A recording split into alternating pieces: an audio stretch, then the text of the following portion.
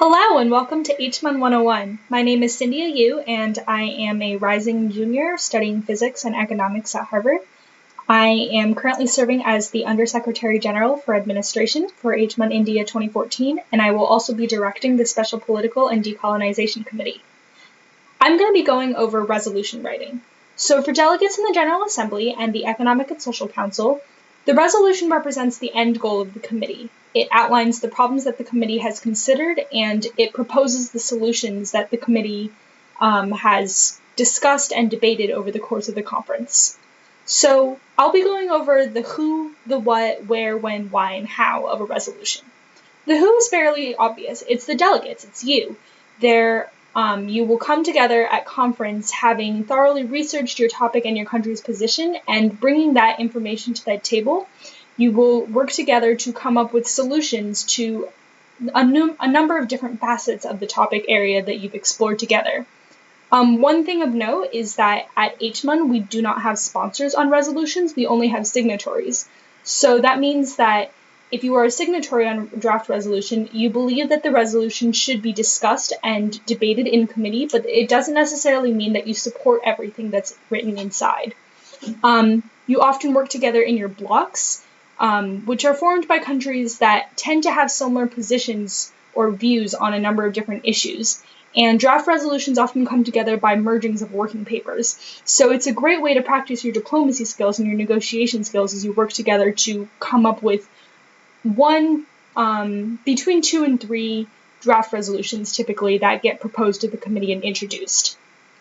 The what and the why, as I mentioned before, of a resolution. So a resolution is named after the United Nations document, the resolution, which is the official UN document that proposes to the world at large solutions that the United Nations has considered. So it is key to demonstrating the research that you have done and showcasing the creativity that you have expressed in your solutions. You come together with a resolution by negotiating and coming up with these solutions to please other delegates, to stick to your country policy, to really get at the heart of the issue. And it does represent the end goal of the committee. You should, if you are in a GA or ECOSOC committee, you should aim to pass a resolution by the end of your committee sessions. As I said before, a resolution contains all the if not all of the issues that you have addressed together as a committee, and outlines the solutions that you have proposed.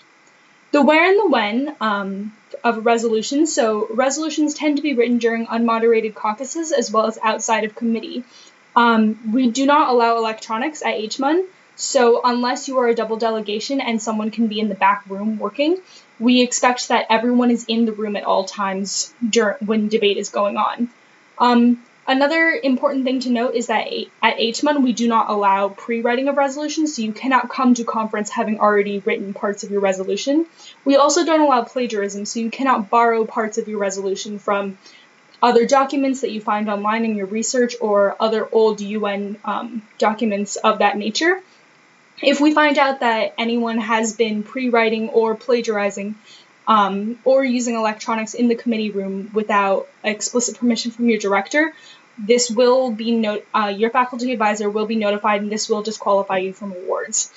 When in doubt, you should ask your director or an assistant director whether something is admissible as a source for your resolution. And how is the most important part of a resolution? You should consult the delegate preparation guide, which is found under the resources tab of your MUN-base account, for an example of a draft resolution as well as other important things to note about formatting and that sort of thing.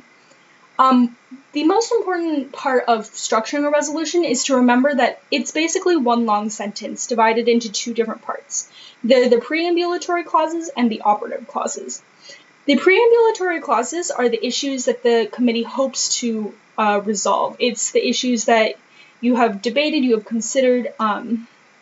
It addresses why is this topic important, why do you care, what past actions has the United Nations or any other body taken to address the topic, why does it matter. So this is where you see words like alarmed by, recognizing, emphasizing. Then you move on to the operative clauses, and these are the actual concrete proposals that you have come up with to resolve the issues that you outlined in your preambulatory clauses.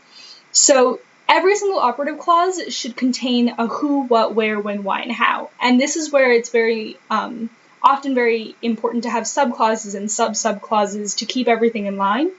But above all, you should make sure that you have detail and concrete proposals in your operative clauses and not just very vague suggestions that the United Nations should continue to look at this thing, or this committee should continue to research this issue, because those don't represent creative thinking and actual consideration of the issues, which is what we as directors are looking for.